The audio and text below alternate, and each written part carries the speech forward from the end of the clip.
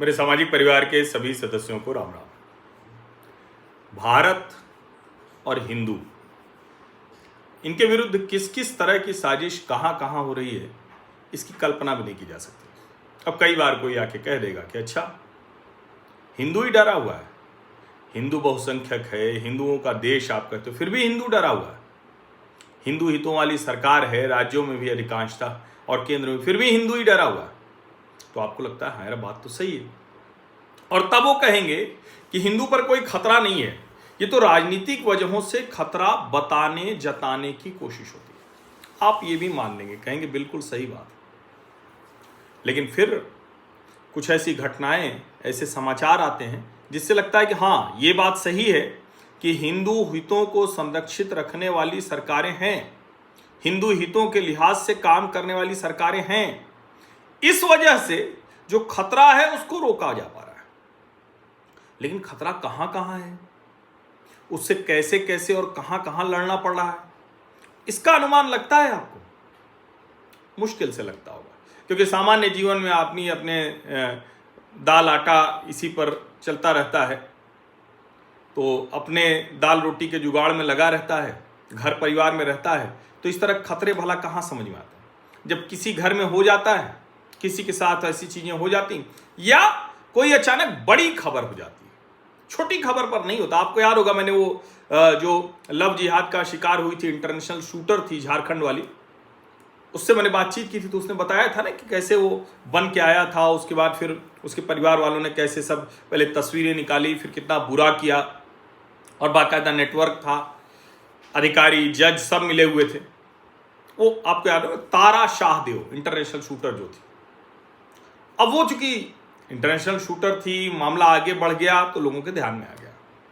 लेकिन क्या हमको अपने आसपास ऐसी होने वाली चीजें पता चलती हैं? नहीं पता चलती। अभी एक चित्र जा रहा है कि एक मुस्लिम लड़की है, महिला है, वो किसी मंदिर में गई, और मंदिर में वो मतलब ऐसे मंदिर से बाहर निकल रही थी कि उसकी पीठ भगवान की तरफ न जाए। तब लोग करें कि ये तो लव जिहाद की शिकार हुई है, अब बन गई मुस्लिम, करे क्या, बुर्का ओढ़ लिया, बुर्का उतारने की स्थिति नहीं है, लेकिन उसको ईश्वर तो याद है, भगवान तो याद है, तो वो अपने देवी देवता का दर्शन करने गई और उनको पीठ नहीं दिखाना चाहती। खैर, ये एक संदर्भ आया, अभी बड़ा वायरल वीडियो है, तो इसलिए मैंने इसकी बात कर ली। लेकिन वायरल वीडियो छोड़िए, जलालुद्दीन छांगुर याद है आपको? छांगुर उत्तर प्रदेश में मतांतरण का बड़ा गिरोह चला रहा है। जलालुद्दीन का बेटा महबूब, उसके सहयोगी नवीन, और उसकी जो वाइफ कह लीजिए या जो भी कह लीजिए, उन सब के विरुद्ध अब आरोप पत्र दाखिल हुआ है। वो जो नीतू, अब तो नसरीन है वो, उसके नाम पर छांगुर ने संपत्ति और वो सब बनाया था। 2015 से मतांतरण करवा रहा था जलालुद्दीन। अच्छी बात यह है, मैं पढ़ रहा हूं तो अब अखबारों ने उसको छांगुर बाबा कहना बंद कर दिया। मैंने बहुत कड़ा एतराज जताया था, और अपनी डिबेट्स में मैं किसी को उसे छांगुर बाबा नहीं कहने देता था, क्योंकि आप देखते होंगे कोई मुस्लिम तांत्रिक कुछ करता है, किसी के साथ दुराचार करता है या कुछ करता है, तो आ जाता है कि साधु बाबा ने किया। अब साधु बाबा तो हिंदू के साथ जुड़ता है, ऐसे इसको भी बाबा कहा जा रहा था।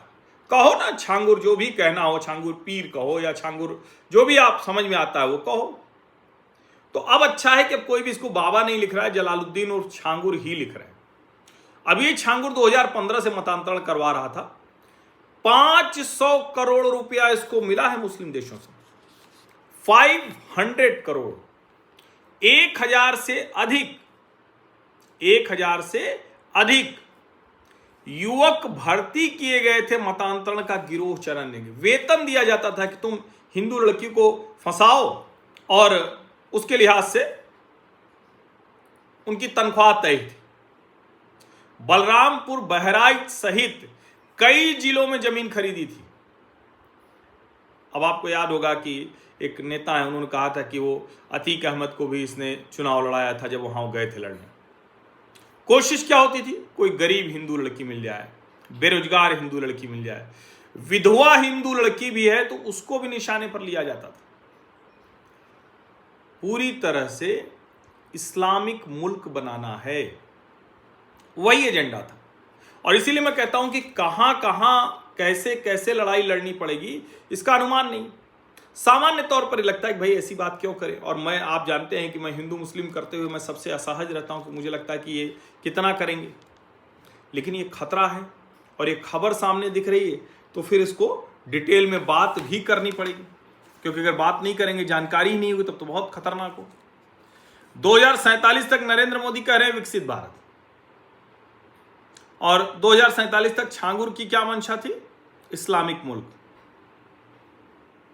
50,000 से 1 लाख रुपए अगर आपको सिर्फ, मतलब थोड़ा देशज भाषा में बोल रहा हूं कि लड़की को फंसाने पटाने के लिए अगर आपको महीने का 1,50,000 मिले तो आप बढ़िया सज धज के रहेंगे, बाइक लेके घूमेंगे दिन भर, कोई काम ही नहीं है, बिना काम के पैसा मिल रहा है तो कुछ भी करेंगे। और एक बार किसी लड़की को आपने मतांतरित करवा दिया तो फिर तो आपको जो चाहे वो मिलता ही था। अब एटीएस के आरोप पत्र में ये सब आया है, नसरीन, महबूब और छांगुर, जलालुद्दीन, इन सब का आया है। एक पीड़िता ने बताया है कि छांगुर बार बार कहता था कि पूरे भारत को 2047 तक इस्लामिक मुल्क बना देगा। नेपाल से जारी पासपोर्ट इनके पास रहता था। ये नीतू नवीन जो हैं 36 बार दुबई की यात्रा की। छांगुर ने दुबई में दोनों का मतांतरण कराया। नवीन और नीतू हिंदू नाम लग रहे हैं, वो हिंदू ही थे, उनको मतांतरित करा दिया।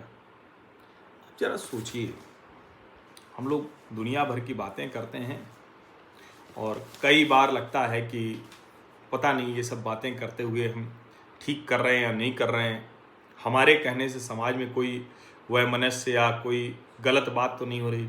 लेकिन सच तो यही है ना कि समाज जैसा है, समाज में जो कुछ हो रहा है हम उस पर आंख मूंद कर भी नहीं रह सकते। और मैं फिर कह रहा हूँ, भारत और हिंदुओं को कहाँ कहाँ और किस किस तरह की साजिशों से लड़ना पड़ा है, इसकी सिर्फ कल्पना कीजिए। आप सभी का बहुत बहुत धन्यवाद। सब्सक्राइब अवश्य कर लीजिए, नोटिफिकेशन घंटी दबा दीजिए, लाइक का बटन दबा दीजिए। धन्यवाद।